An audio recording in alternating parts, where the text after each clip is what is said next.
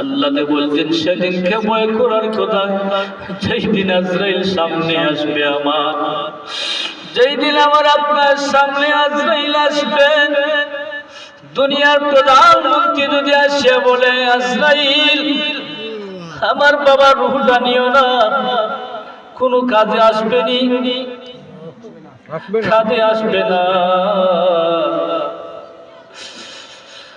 মা যদি ডাকতে বলে আজরাইল আমার সন্তানের রূহটা নিস না, আরো কিছুটা দিন আমার বাচ্চাটাকে দুনিয়ায় থাকতে দে, কোনো কাজে আসবে নি।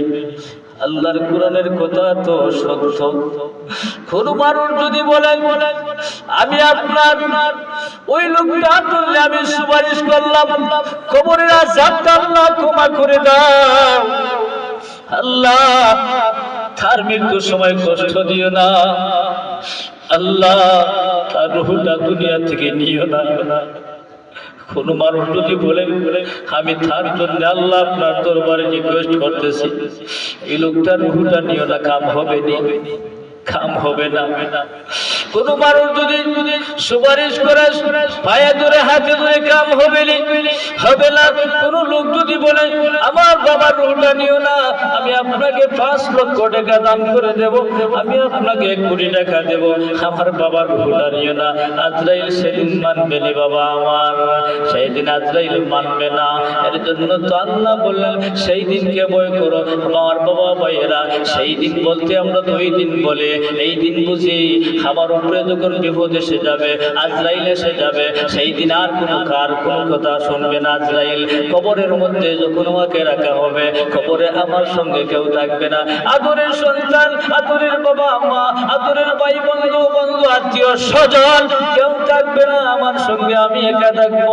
হাসরের ময়দানে যখন আল্লাহ জিজ্ঞাসা আমাকে করবে, আপনাকে করবে, ও বাবা ভাইরা বন্ধুরা একটা বড় চিন্তা করে দেখেন, সেই দিন আল্লাহর দরবারে হাসরের ময়দানে আল্লাহ যখন আমাকে আপনাকে জিজ্ঞাসা করবে নামাজ পড়ছনি, রোজা রাখছনি, সেদিন আমি বলবো নামাজ পড়ছি, রোজা রাখছি, কিন্তু আল্লাহর দরবারে আমি সেদিন এই নামাজ পড়ে দেখাইতে পারবো না। সেদিন আমি আপনি আটকা পড়ে যাব। ওই দিন আটকা পড়ে গেলে কেউ কি আমাকে বাঁচাইতে পারবে না, আপনাকে বাঁচাইতে পারবে না। এমন সাবাস আসেনি বুকে হাত রেখে বলতে পারবেন যে আমি মরার পরে আমার সুপারিশ অন্যজনে করবে, আমি কবরের সওয়াল জবাব দেওয়ার লাগবে না। এমন কোন লোক দুনিয়ার জমিনে আছে? এমন কোন লোক দুনিয়ার জমি নাই।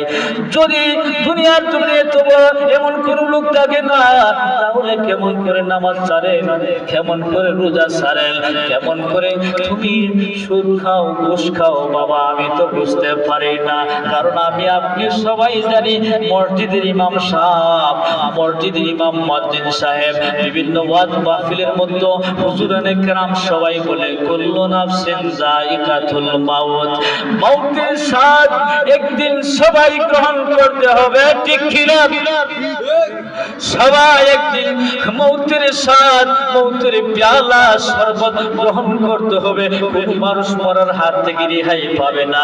যদি মরণের হাত থেকে রেহাই পাওয়া যায় না, তাহলে কেমন করে বাবা আমি সুদ খাই, আমি ঘুষ খাই, বিচারের মধ্যে গেলে আমি ঘুষ খাই, আমি কেমন করে দান্দা বান্দা করে বেঈমানি করে, আমার তো ঈমানও থাকবে না।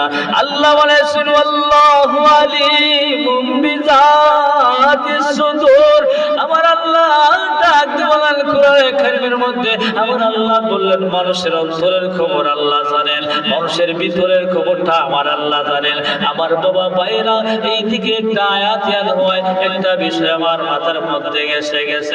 হযরত আমার নবী মুহাম্মদ রাসূলুল্লাহ সাল্লাল্লাহু আলাইহি ওয়াসাল্লামকে অপমান করার জন্য, বেইজ্জতি করার জন্য, আমার নবীকে ইসলাম থেকে বঞ্চিত করার জন্য, দাওয়াতে কালিমা থেকে সরাইবার জন্য আবু জাহিল্লা সাহেব আবু সুফিয়ান সহ যারাই আমার রাসূলের সাথে বিয়াদবি করেছিল, অনেক চেষ্টা করতে পারছে না আটকাইতো। বন্ধু একদিন আবু জাহিল ঘরের মধ্যে বসে বসে মাথাটা টেকাইয়া চিন্তা করে আর বলে, ভাতিজা মুহাম্মদের জন্য মক্কাটা একবার নষ্ট হয়ে যায়, নাউজুবিল্লাহ। কারণ সে তার কালমাটা এমন ভাবে প্রচার শুরু করেছে, এই কালমা একবার পর মানুষ তার দ্বারা গেলে একবারে তার কাছ থেকে আসতে চায় না, কালমা পড়ে নেই।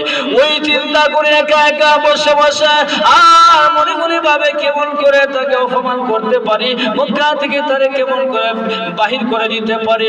ওই সময় মালাউন ইবলিস শয়তান আবু জাহিল্লার সাথে আসিয়া সাক্ষাৎ করেছে। মালাউন ইবলিস শয়তান সাক্ষাৎ করে ডাক দিয়ে বলে, বন্ধু, ও বন্ধু, তুমি আমাকে চিনো নি? আবু জাহিল ডাক দিয়ে, কেন তুই কোথায় থেকে এসেছ? আমি তো তোকে কোনোদিন দেখি নাই।